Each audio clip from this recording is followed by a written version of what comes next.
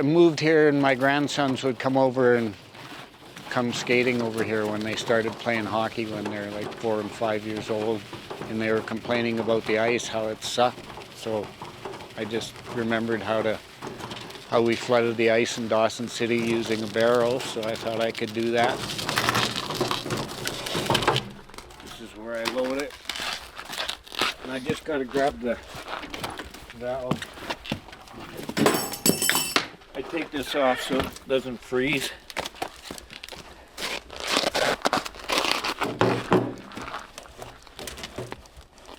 Then there's a little attachment on the back there?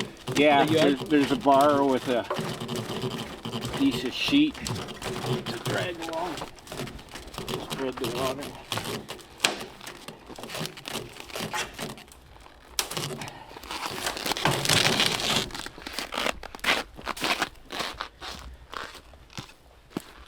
Okay, now you can just come in.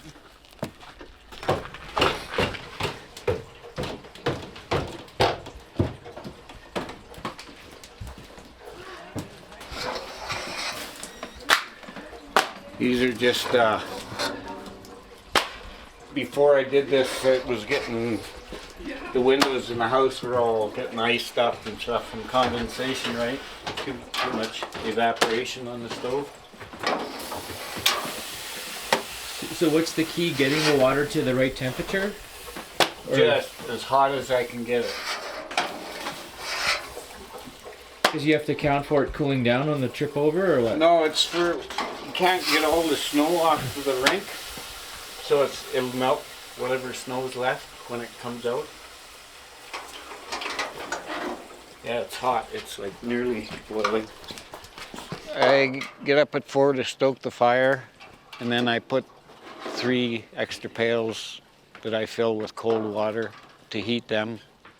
As soon as I'm done, I'll fill them and just stack them around the stove, and they heat up pretty good. And then I have to get up like 4 in the morning to stoke the stove.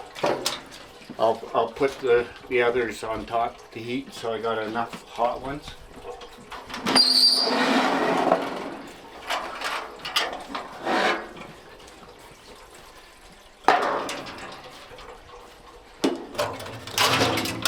It's a good workout. Yeah. And you got your skates on too. You got. Well, I just do that for lifting. I'm short, so it just makes it easier to get the ones off the stove. I'll switch to boots when I start going up the stairs. How did you come up with this technique? Oh, I just figured it out as I went. I just knew I wanted hot water. I'm just going to go up and grab my boots.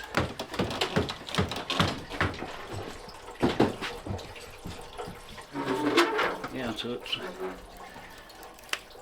pretty warm now. It'll be good for a while yet before I have to stoke it. And is that going all day? Yeah. Yeah.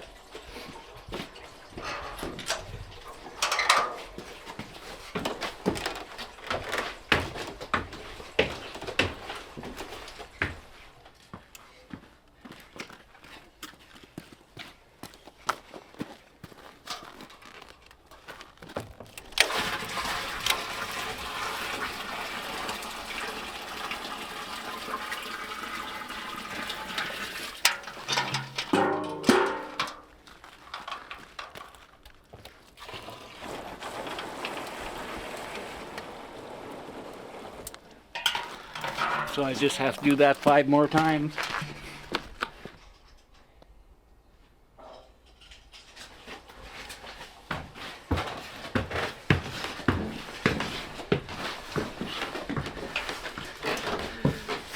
Hot water makes way better ice. It's harder ice. The cold water floods will just chip off and shale off and creates really rough ice.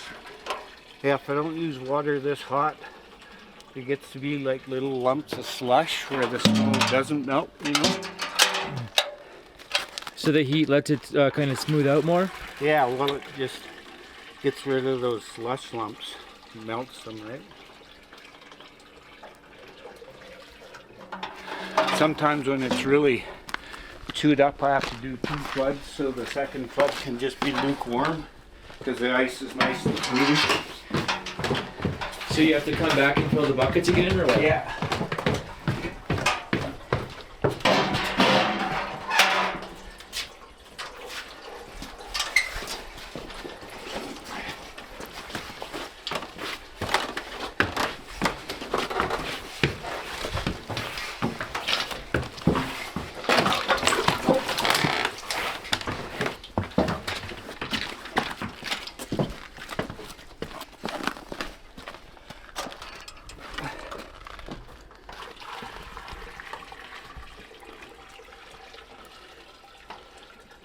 This is the spreader bar, and this drags along behind to spread the water. The water goes on here.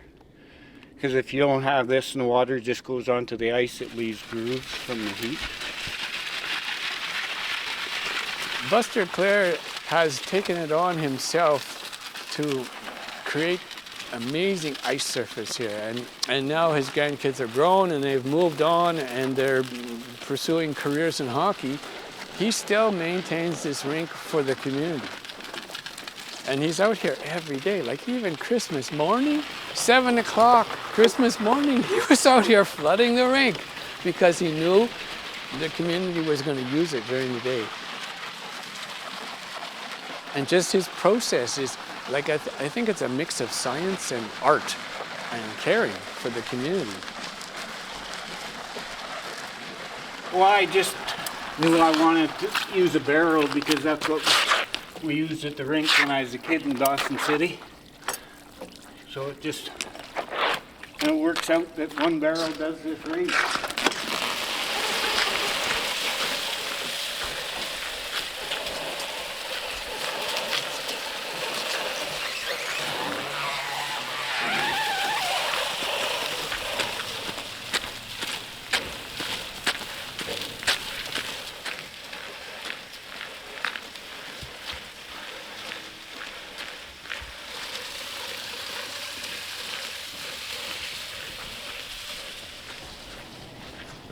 He's a gem.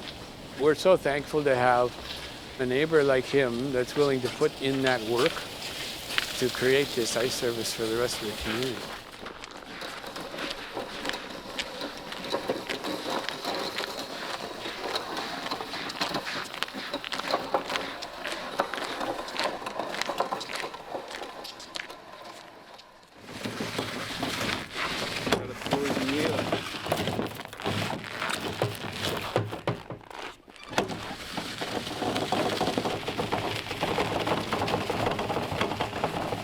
Do you ever wish you had running hot water by the rink, or are you like this?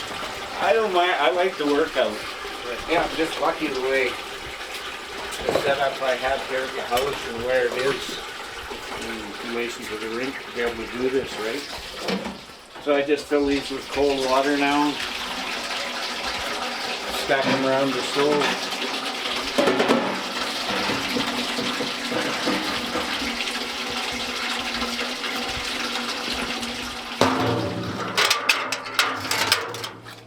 And that's that.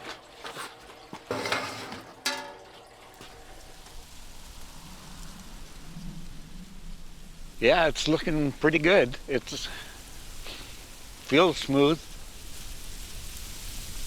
When it gets colder, like -25, you can see these cracks here. They'll open up. And then when I use really hot water, it just makes them open even more because it just melts it. So when that happens, when I scrape the snow, I make sure those cracks are full of snow and then just use lukewarm water. And that water will just wet the snow and then freeze it in the cracks. And I get my wife to walk around behind me with a couple of shovels to pick up the slush lumps as I'm Zamboniing. And then, yeah, so it leaves little dips where the snow is frozen, so I have to do a second flood to fill those dips all over. But it's an easy way to fix the cracks.